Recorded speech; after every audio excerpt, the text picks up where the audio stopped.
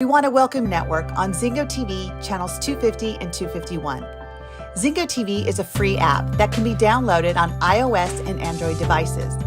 While you download, make sure to rate and leave a comment. Zingo TV is also available on Google Chromecast, Amazon Fire and Fire Sticks, Roku and Roku Sticks, and all TVs 2016 and forward. Live Now is a show all about finding the synergy and body-minded spirit. Please join us as we tackle intense topics of conversation that will spur your mind, steer your soul, and give you some direction. With that said, we are excited to dive into tonight's topic with you. We're back. I hope that everyone is having a beautiful and safe evening, and thank you for joining us tonight. We're really excited, and I know we say that every single week, but it's true. And so the deal is that we decided to pick a topic tonight that a lot of people struggle with. I know I've had my challenges, and we'll get into all the synchronicities around it. So what if we just have a very simple conversation tonight? Would everyone be in agreement with that? Or you can do what I used to do in the past, and I can make it really, really complex. And then so we all leave a little more confused and befuddled by the conversation that's going on. So tonight's topic is simplicity versus complexity. And I know when Veenu and I were chatting about this, we're like going, holy smokes, this is so important. And I don't know why we haven't really gone into this deep, but we've kind of circled around it a lot with a lot of our other discussions over the last several months. So Veenu, how are you feeling tonight? So I'm feeling great, Chuck. Thank you. And here's what I say, like one of our good friends, Joseph McClendon III, says, it's not rocket science.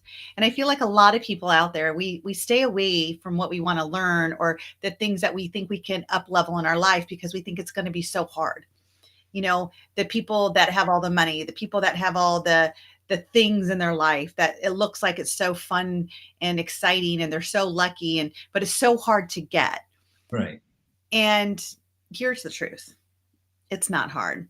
And one of our friend Dean says that life is simple doesn't mean that it's easy, but it also doesn't mean that it's hard either. You know, we in our mind create these stories that make them hard. Yes. And we make things so complex. And to be honest, if we really start to dissect, or some people call it chunking down, we could really start to figure out what are the steps that we need to take to make it easy. So it doesn't need to be complex. No, I love that. I love that. It's someone was asking me and they go, where did you figure out how to make things more simplistic? Because you'll describe something and it seems very, very simple. And I go, well, truth be told, it's because growing up, I didn't consider myself to be smart or the brightest kid. And so in order for me to understand something, I had to slow it down and make it uber simple. And I asked a lot of questions. And so I was like, okay, why? I said, well, they'd say it in a certain way. And I go, could you say it again in a different way? And they go, oh, you're just trying to be a smart aleck. I said, no, because I didn't understand what they said. So I said, would you mind? And they'd take a moment, then they'd re-say it. And I go, wow, that was really cool. I understand it now. Right. And I was taught something at an early age, Veenu, and that was, if you're going to learn something, learn it so you can teach it to someone else. Yes. And I go, but if I don't understand it, I'm sure as heck not going to go out and start espousing. You know, it's kind of like if you meet with your financial planner and they say all this stuff and you're like going, sounds good. Then you talk to someone else after. So what did they say? Oh, he said things about compounding interest and that it's good and the law of 7. And yeah, it was good conversation. He's got it all set up. Well, what was it specifically? I can't tell you. Right. Wait, what? And it's almost like we try to make things harder so we don't have to do, because as we make things harder and we can't recite them or teach something, if we make things harder, we also can't integrate it. We also can't take action on it because we don't know where to start. And that's when I start. That's the cue for me, is that when I'm not doing something, how have I made it so hard and what do I need to do to simplify it? Because we take action on things that are easy. Yes. Yes. And there's something that's interesting too, and that is complex doesn't equate to complexity. Right. And someone's like going, or complicated. We'll even call something oh, that's complex. And then someone go, oh, it's really complicated. It's like, no. Well, give me an example. Okay. How about a muffin? A muffin is very complex in its flavors, but it's simple when you look at the formulation. Now, an everything bagel, that's complicated. Why? Because it has protein and powders and collagen and all these different seeds. And you're going, that's a pretty complicated piece of baked goods by comparison to a muffin. They both have complexities, but one definitely has a lot more complication to it. And I go, that's interesting too, because my mind can't get wrapped around all of it. And so to your point, what are some of the ways how can we slow down and just, to your point, some people chunk up and just make it bigger and more global. Some people chunk way down and they're getting right to the minutia of it. And all I know is this: in my life, when I have chunked so far down that I am so deep in it, it gets really complex and there's a challenge. It kills execution, because you'll go into analysis paralysis and go, oh, but there's all these parts and pieces, right, and like little screws, like putting a watch back together. Like, you've ever seen someone take apart a watch and put it back together? That seems very, very, very complex to me and complicated. Right. Just going back to your analogy with the muffin and the bagel, if you know what you want, though, you can simplify that. Yes. Because if I know that I need protein and nutrition, and I just ask the baker, which one is going to give me the protein and the nutrition? And they say, well, probably not the nutrition you're looking for in either, but this one has more protein in it. Boom. Now I know which one I want. My mind simplified by just answering, what did I want? And sometimes that's a good way of asking it. If life is complicated to you, I would invite you now just to think about, what is it that you want and what do you feel is complicating it? Is it an answer that you don't want to make because it's hard? Well, what makes that answer hard? The fact that other people might be affected by it. The fact that you don't have a backup plan. Like, we can go through all these different things that make it complicated. And then ask yourself, well, what would make it simple? What would make it simple? And that's the thing that we don't ask ourselves. We don't ask ourselves enough. What's going to make this simple? We go right to the point where this needs to happen. This is what I need to do. Oh gosh, I got to do that. And then our mind goes, but that's too hard. Right. Okay, then I'm not going to do it. I'm going to procrastinate. I'll do it later. Maybe somebody else will give me the answer. And then I don't have to take responsibility for the answer. Somebody else did, because it's just too hard. When do we ask ourselves, what do we need to do to simplify it? What do we need to do to make it easy and get the results that we want? I love that. It's kind of like going to the gym. You can get real complicated. Go, oh, I'm going to work these body parts today. I'm going to go for this much time. I'm going to listen to this music. Or you can just go, I'm going to the gym. Well, what are you going to do at the gym? Move my body, engage, listen to music, drink some water. But it's not like, I'm going to do this many reps in this sequence. And that level of complexity for some folks, and there's a difference. When, to your point, if you know the outcome, you know what you need, and there's a recipe. And I go, some people are really good at following recipes. Other people, you go, oh, so what's your recipe? They're, oh, it's a pinch of this and a handful of that. And then you just shake it up. And then it's ish, it's like 350-ish in the oven for about maybe 20, 25, 30 minutes. Depends on your oven. I go, which one is it? Like, I need some instruction. And to your point, there's this area of around the 6 human needs where we go, when there's certainty around something, that creates simplicity. Let's think about that for a second. When you're certain, when there's that security, and you're like, hey, in the past, I've done this, boom. When I know that when I simplify this, I'm going to take mammoth action and it's going to benefit me. But you mentioned something, Veenu, and this is really uber important. There are people who will intentionally make things more complex. Yes. Now, why would someone do that? I think there's different reasons. I think people make things complex because it's easier to avoid if it's complex. Mm-hmm. I think people make things harder because they get more significance when they can solve it. Yep. I think people make things harder because of the whole grandioso feeling. feeling that it's worth it. It's Well, worth it if I do it. there's a level of like almost value proposition, right? It's like, ooh, it's more important. It has more veracity. Oh, you don't know what's involved with this. Right. And it's like going, okay, you pick it up, you turn it on, you use it. Like, what? Well, that's a rake. You pick it up, you pull. And if you're around a pile of leaves, it actually like gathers them up. And so part of this too, and I know we may sound like we're oversimplifying things. And the truth is, at times, we can spend so much time up here that the complexity actually negates us from even engaging in anything. Mm-hmm. And people will talk themselves out of an opportunity just out of the fear, that false expectation that they built up in their own mind over the complexity of it. It's like, oh, I can't start a business. Do you know what's involved in that?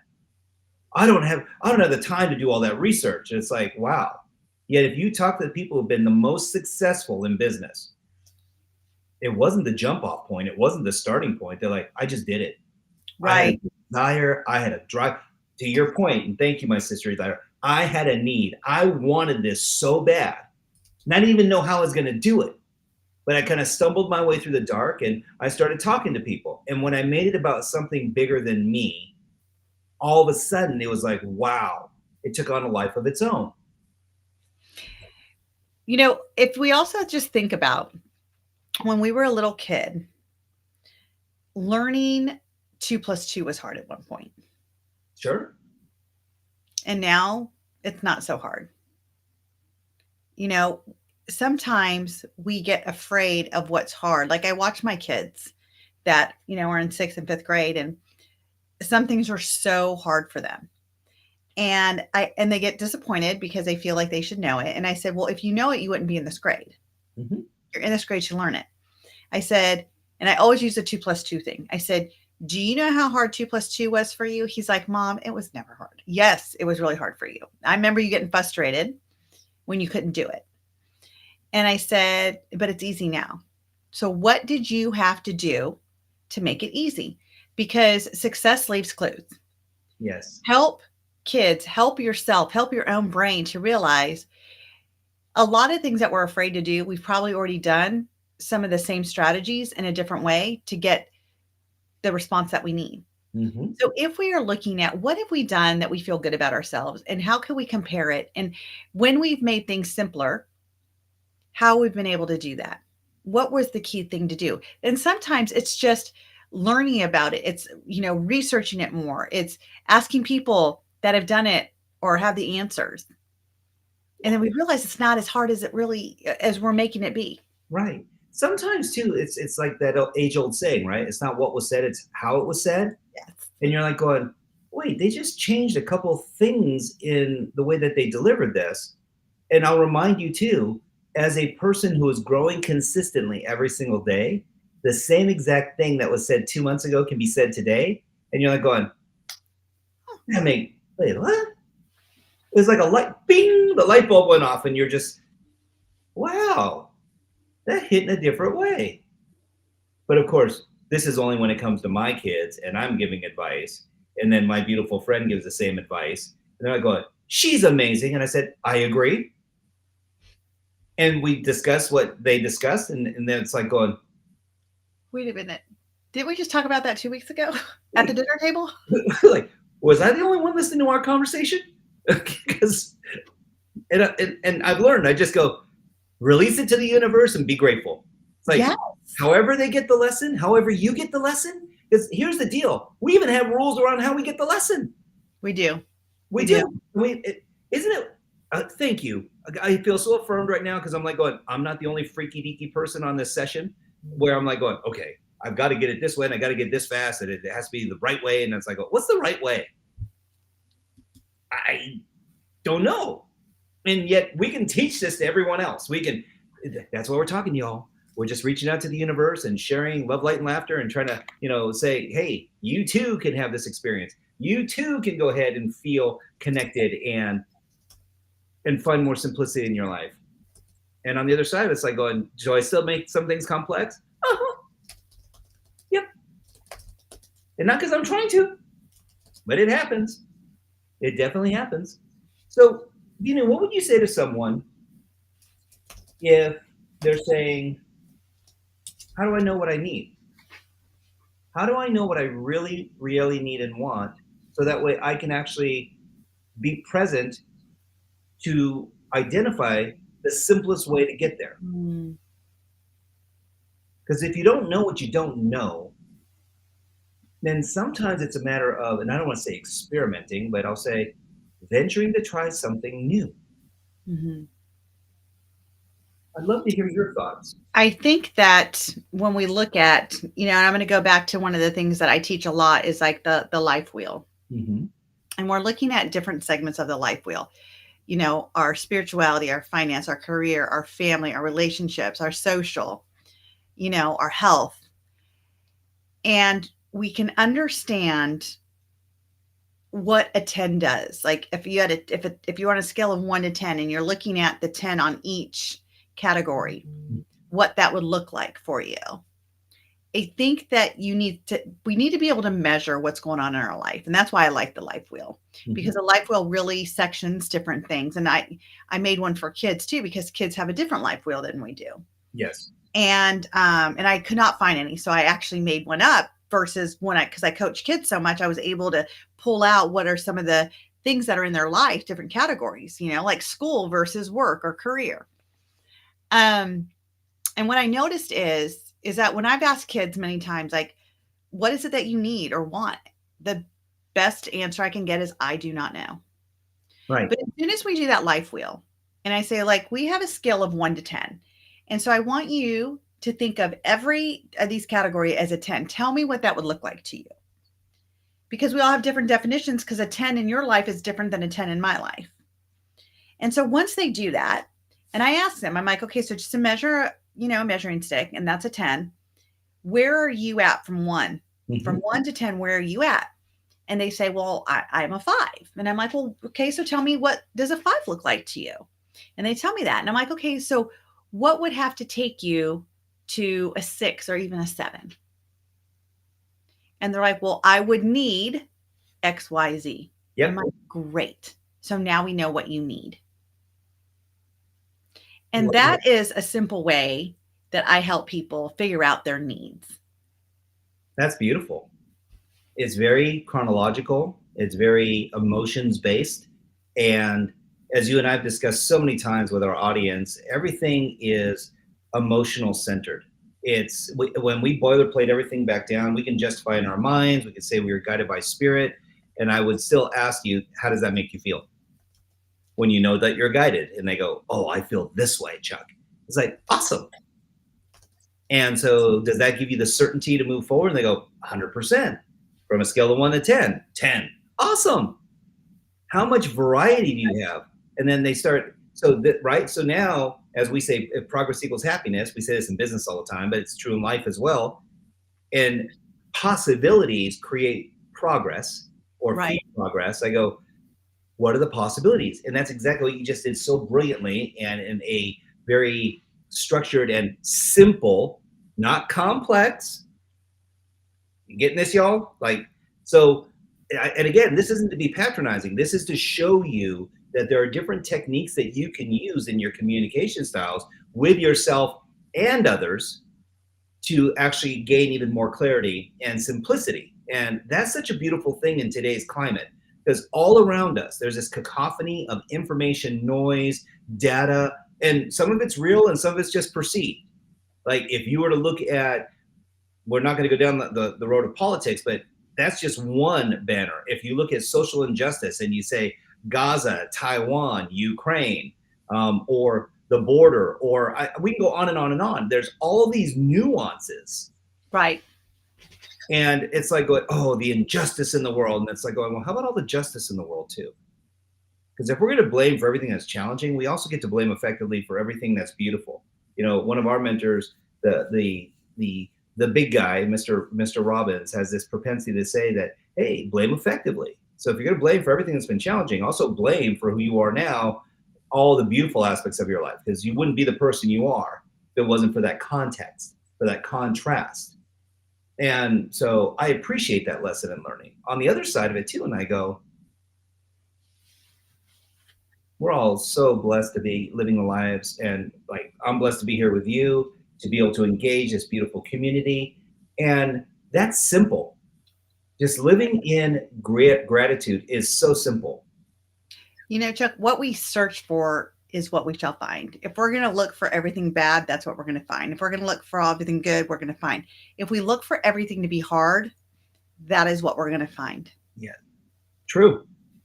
And so, when we look at simplicity versus complexity, it's a great question is, what am I making so complex in my life that doesn't need to be? Yes. Loving someone does not need to be complex. No. Doing something for someone does not need to be so complex. Now if you ask me to go like change the engine out of the car, that might be a little complex for me. But let me tell you how I'd simplify it. I would take it down to the shop down the road. There you go. And so, and that's something else though too. One of the strategies for simplicity can be resourcefulness. That you don't have to have all the answers. Right. The simple response is, it's like going, I know my gifts. I'm going to let someone else live in theirs. But I love what you just said. What if your focus, or what we'll call your reticular activating system, was as simple as a pair of lenses? Wherever these look is the input and the insight that you're going to get. Because if these are facing behind you the opposite way, you're not aware of what's in front of you. Correct. But your focus is looking behind you at all the stuff that you're passing by or that you've already experienced.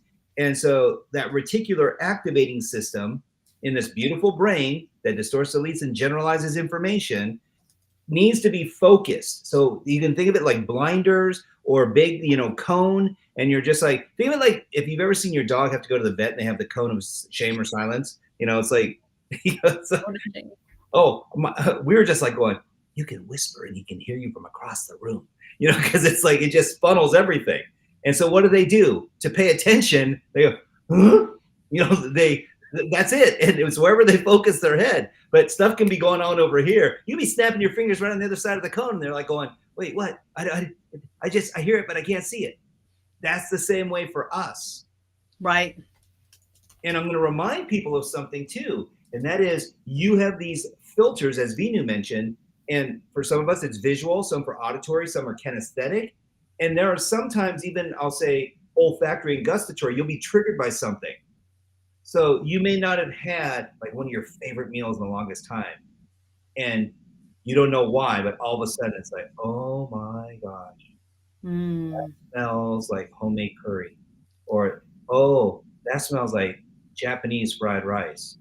Ooh, doggy. It's like, I haven't had that in a long time because I watch your carbohydrates, but I could have a cheat night. Oh man. And it just triggers something in you. And it's not just that you're hungry. It's like memories, feel good feelings, all these different things that come along with it. No different than music. Like someone put a song on, all of a sudden you're like, hey, okay, like this is working for me. I don't know what this is, but I kind of like it. And then you go, I heard this song once someplace. You go, oh, I was on a beach in the DR or in Hawaii, and you're like going, and all of a sudden it's like tropical, it's sunny outside, it smells like coconut oil, and you're just like, okay, this is awesome. So why do I go there? Those are simple responses to some complex triggers. But were they really complex? Someone just playing a song. So that someone just happened to have curry. Someone just happened to give you a taste of something, or you heard something, or you saw something, and it immediately had a reaction in you. Those are beautiful things as well.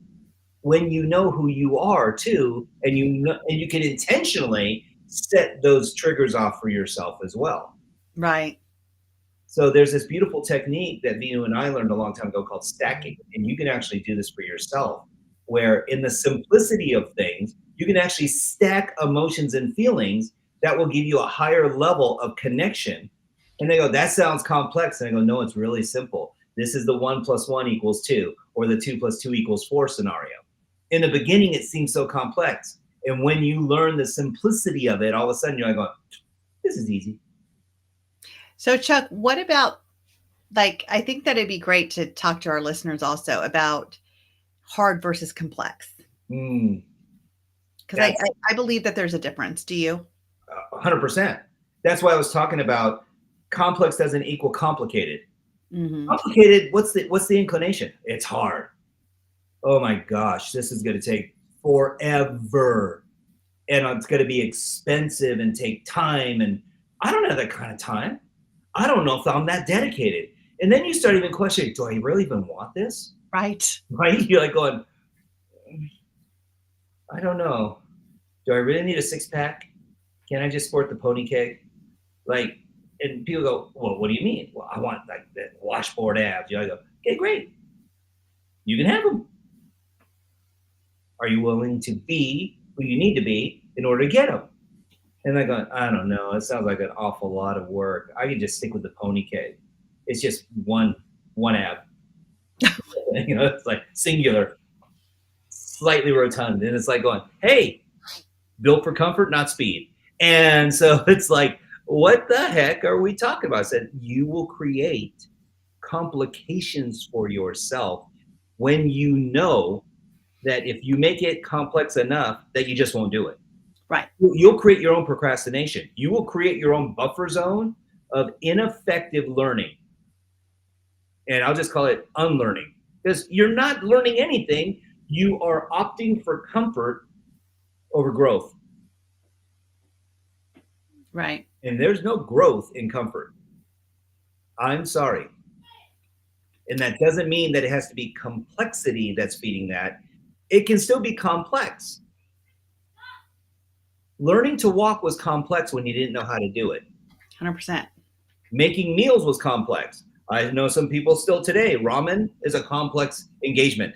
And I was like, that's boiling water and throwing the noodles in the water. You know, and again, going back to what Dean says, that life is simple, not easy. Yes. Because it doesn't have to be complex. It doesn't have to be everything thrown at you to make it so complex in order for you to achieve it. You don't have to make it so like, oh, it's too complex, so it's too easy and it's never going to be this way. You know, how do you make life easy? The things that were easy in my life, I do not attribute to all the achievements I have. All the achievements that I have been able to create in my life have been hard. You earned Definitely them. been hard, but I earned them. However, they were simple to do. Yes. So to your point, the action doesn't always equate to the commitment. Correct.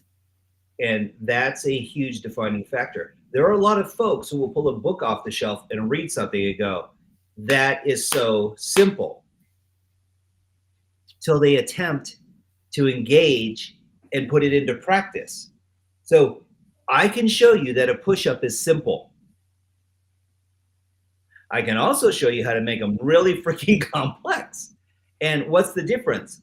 Some people will make it complex right from the get-go and go, well, I want to be able to do those. It's like, oh, listen, Padawan, you need to learn how to crawl first. Why? Because you're burnt out after doing 10 of these bad boys. Right. 10 of the advanced ones. And it's like, what would that do? It's not that you can't. There's also this thing called resistance.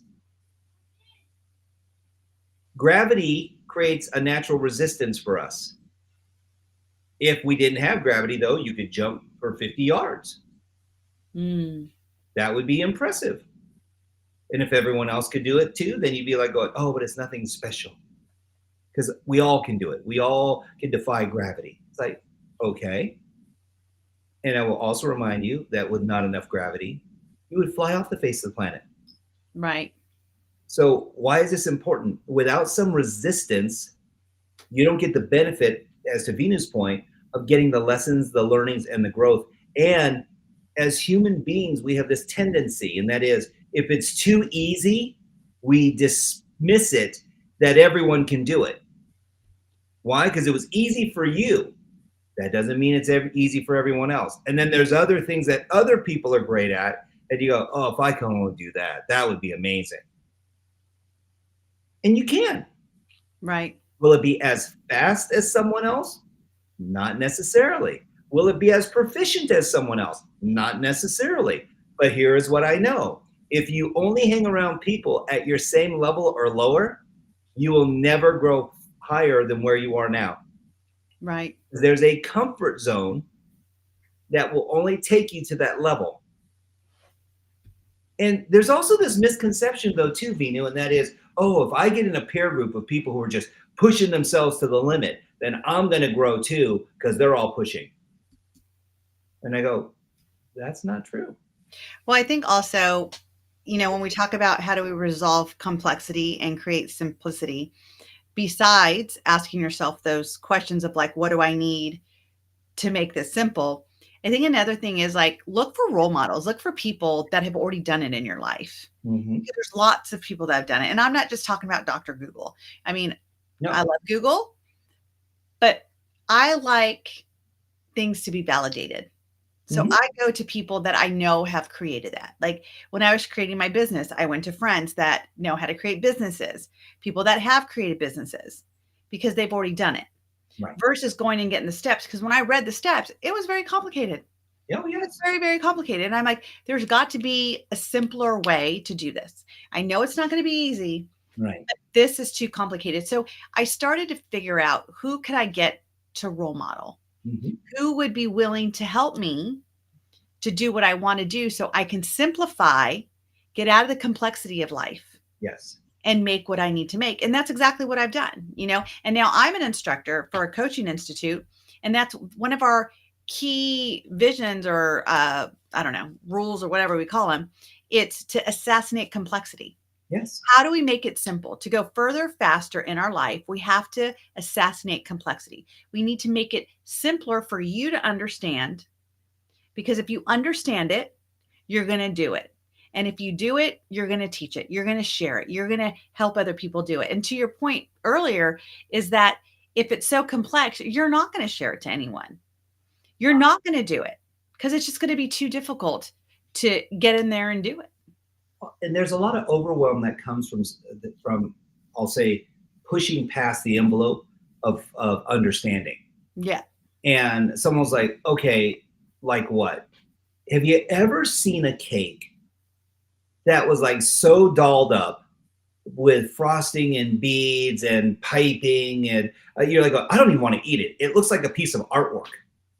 And yet I'm still reminded that inside of all that decoration, all the things and stuff, all the 20 layers is still cake. It's like, because what do they call it? They go, oh, it's a masterpiece. I go, it's cake. It's cake. And if someone doesn't eat it, it's going to perish. It's going to get old. It's like, you don't go, ooh, they uncorked a cake. It's not like a wine. You don't stick it in a room for 100 years and go, ooh, no, that's a fine cake. 1973 was a good year. And you're like, not for cake. Maybe for a wine, but not for cake. So to your point, part of this is slowing down so you can simplify. Because what happens with speed, it's kind of like a snowball. If a snowball rolls slowly, it actually packs the snow more firmly, but it doesn't get as big. In fact, it will only take on as much as it can hold, and then it'll stop. But if you have a steep slope, that little snowball turns into this behemoth avalanche by the time it gets to the bottom, and you're like Barry going, I can't move. Oh, it's too heavy. It's too much. Well, it is, because there's so much that's piled on you at that point. So there's this tendency, and we go, ooh, I'm growing like crazy. I'm moving. And I'm like, that's great. I know there's a universal rule, though, that speed kills, and it's indiscriminate. I've never heard someone saying, I died because I slowed down. Now, why do I get so graphic about that? Well, because we're making it simple. And the simplicity is, if you create some gravity around something, you'll get the lesson faster too. Because there are certain things you will do everything to avoid, and then certain things you will always do because it moves you towards those outcomes and goals that you've committed yourself to. But Veenu said it, and this was so brilliant. You need to commit. Because without action, you can't measure what's not moving. Have you ever seen something that just sat there and didn't move, and you're like going, I'm waiting for it to blink. I'm waiting for it to give me a sign of life, something. And they go, I don't think it's moving. What do they call that when something's not moving? Stagnant? Dead. Like, oh my God. It's Yeah, I guess it'd be dead too. yeah, I mean, hey, with the weather we've been having lately, if I see something out there that's not moving, I'm like going, I'm sorry. Yeah. Because the fact is, there needs to be some meaning behind the madness of what we're trying to discuss. And that is, it can't just be that everything's moving at such a rapid pace of speed that you can't slow down. If you don't slow down, you're going to crash. Right. If it's a curve, even on a straightaway. But if you slow down, and I'm not saying stop, slow down and be aware. Because all I've ever found, Veenu, is that when I slow down, it helps me reconnect. And I don't know about you, but I know we both had times in our lives where we've gotten a lot of momentum and everything just seemed like it was flying at you, with you, to you, for you. It was like, oh, couldn't get any better. Oh, and then you have another experience. I go, oh my gosh, but that made it even so much better. It's like, I thought I was already at the pinnacle. And to your point, even on the life wheel, this is where I go, the life wheel is an evolution. Yeah, it's constantly turning. It is. It's constantly turning and turning over and evolving. And I go, isn't that beautiful? There are some people who live in a perpetual cycle of living at what I'll call level 7, level 8. They're in constant growth. They haven't reached the pinnacle yet, and they're not worried about it. They're not overly chastising themselves for not like, ooh, I'm the leader in the industry. I own this space. It's my world. Ah, ha, ha, ha. No, they're like going, okay, I don't need to be number one. Right. I get to be me. I get to make an impact. I get to have a great reputation. You said something earlier too, and this was really important, as I've had this experience with a couple people now. They get to a point where they go, oh, I have all the financial freedom. Because they go, I just had $10 million. I'm going to tell everyone to kiss off. I'm going to be on a beach in Aruba and find me. Come play if you want, but find me. And then all of a sudden, they have all this money. You know, going, why aren't you in Aruba? Dude, do you know how much time it takes to like get all this organized and to manage $10 million? I go, it's a full-time gig. They go, well, you never said anything. I said, you didn't have $10 million. Now you do. How's that working out for you? Because you had this grandiose vision as to what your life was going to look like. They go, so how do people do it with billions? I said, they have processes. They have procedures. They simplify it. They make it simple. They have people. Yeah. And those people are there to simplify, because now they've learned how to delegate. And this is where in your own life, to your point, Veenu, this is how some of us can do this too. We can actually start to delegate certain things that don't serve you and that aren't fulfilling you. You know, one of the things that I've talked about is that when, especially in this new year, we're still in January, we started a new year. A lot of people look at like, what do I want in my life? Like, what do I want to create this year? What's this year going to look like? Sometimes we need to simplify our life. We need to take out what's not working for us. We need to take, a look at what in our life have we got so comfortable with that is not serving us. What do we need to let go of to create the space for more to come and really just simplify life? I was telling my husband as we were like putting floors, I think last year, the year before, we were putting new floors in our house, and we were in his office, which is also our guest bedroom. And there was so much stuff in here. And I'm like, we need to simplify it. We need to get rid of, like, if we don't know we have it, why do we have it? Create the space. Yes. Complexity is also clutter. We can also have complexity in our emotions. Yes. And forgiveness equates to freedom. And sometimes being able to let go of the old luggage, the old story, the old guilt, the old, it's like, how long is enough time to carry something and be remorseful? What if you were remorseful, got the lesson, and then you set it free? So now it wasn't a plague on you. It wasn't a legacy on your family. And it wasn't this thing that was held over everyone's head. And to your point, if you've been keeping things for more than a year, emotional, spiritual, physical, things in your house, you haven't used it in a year. You don't even freaking know yet. You go, oh my gosh, it's still in the box.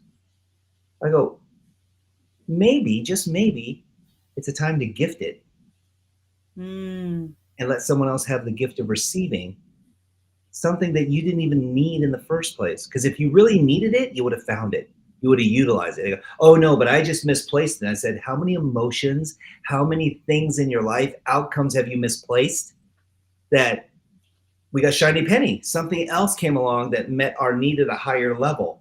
And that thing that we swore we needed, for me, it was that G.I. Joe with a Kung Fu grip when I was 7 years old. I had to have this freaking thing with a bionic eye and everything else. And I was like, come on, man.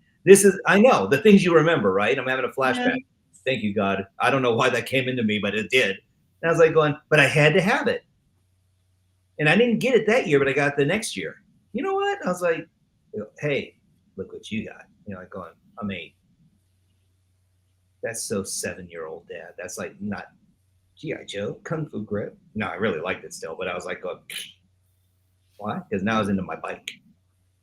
So part of this is where your focus goes. Again, that reticular activating system, where's your satellite aimed? And how does it make you feel? Because I'm going to remind everyone of this too. We'll go to the gym, we'll make progress, we'll get to that target weight. You're in those jeans or that dress or that bikini or that outfit, and the guy's going, yeah, I look good in this muscle shirt. And you go, yeah, I look great in this summer dress. It's like, okay, awesome. And then all of a sudden you take your foot off the gas pedal. Mm-hmm. And then I go, oh yeah, that dress, that was from 6 months ago. Woo, it's the holiday season now. I put on a couple LBs, and it's like going, oh, were your outcomes different? Well, it's not. Hear the language, but it's not summer right now. I don't need to be that strict. We're celebrating. It's the holiday season. And I go, oh, so health and vitality goes out the window then? But it comes back on when clothing gets more scantily? Wait, what? Interesting.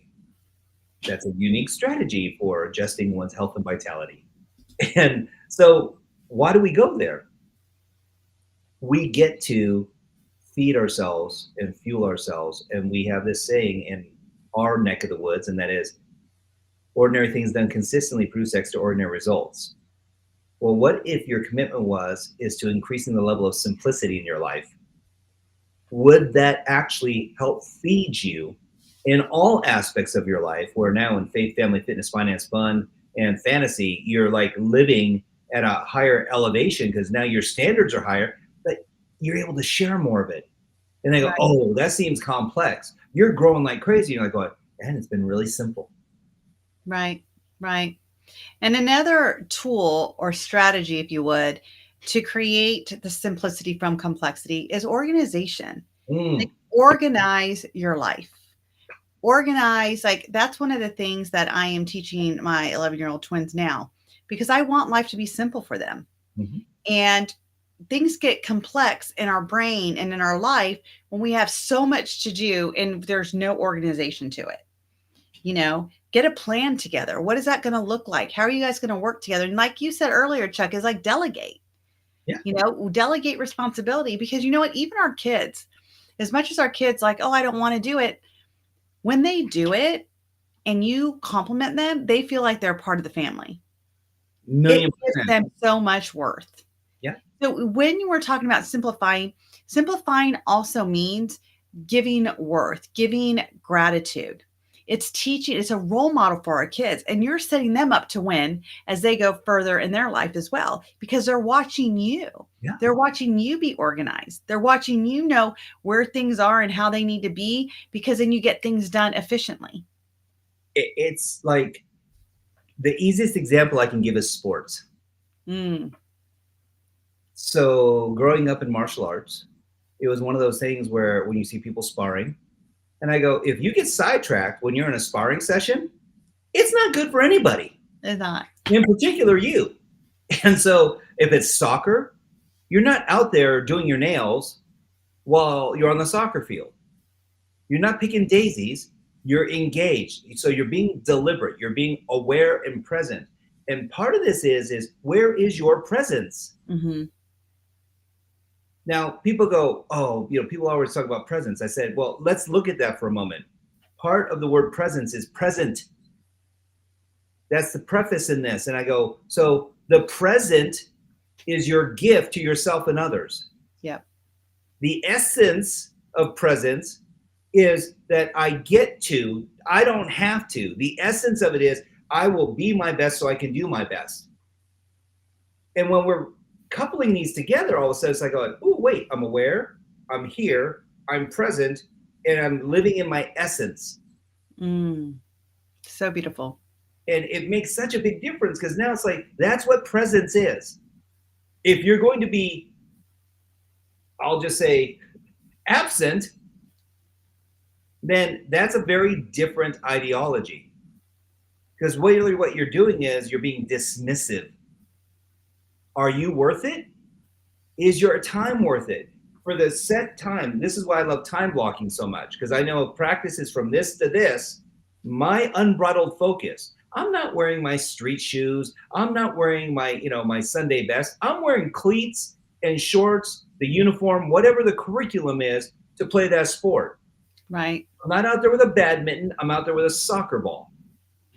And I go, so being deliberate, being prepared, and focusing. Now your focus goes from here to here. Because what you seek, you shall find. Yes. So focus on the things that you want to bring into your life. Focus on the things that you want to simplify in your life. If things aren't working, ask yourself, have I made it too complex? And do I need to simplify it? Well, so, and add on to that real quick, the answer is yes. And it's always what you focus on is what you will get, always. But if you've prioritized complexity over the actual outcome or the experience, you're going to find complexity. Yeah. And because that's really what you're focused on. That's really what you're focused on. You're focused on the complexity of it, not the outcome of it. Right. And so people are like, wait, no, I'm not. And I go, So it's not in one thing. We're focusing on the complexity in everything. Right. Why? Because, you don't know how, you don't know how busy my life is. You don't know what I go. You're right. Because I learned how to simplify. But if you use some of these tools that you and I have been talking about tonight, you can make your life more simple. Yes. You can create more time to spend with your loved ones or your hobbies or your purpose, and less time sitting there thinking like life is so complex. I don't want to do it. I don't want to touch it. Yeah. Fill your cup back up. Fill your cup back up. Because complexity, all it does is it drains out. It's like having a crack in the bottom of it. All it does is it stops you from feeling and seeing and hearing and knowing what you really deserve. Right.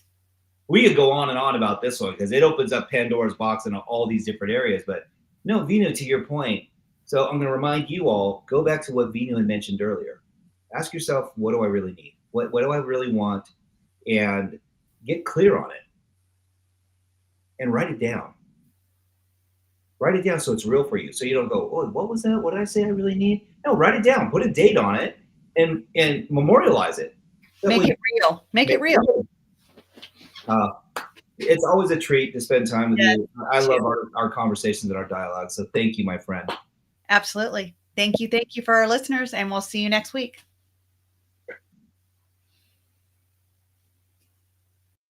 Thank you for joining us on this episode of Live Now with Veenu Keller and Chuck Hogan. Follow us on Instagram at Veenu Inspires and at Chuck Hogan Now. For more about Veenu, please visit VeenuInspires.com. And for Chuck, please check out YBLNow.com. This show can also be heard on Spanglish Radio Network. Please check out SpanglishWorld.ca for all your news and programming.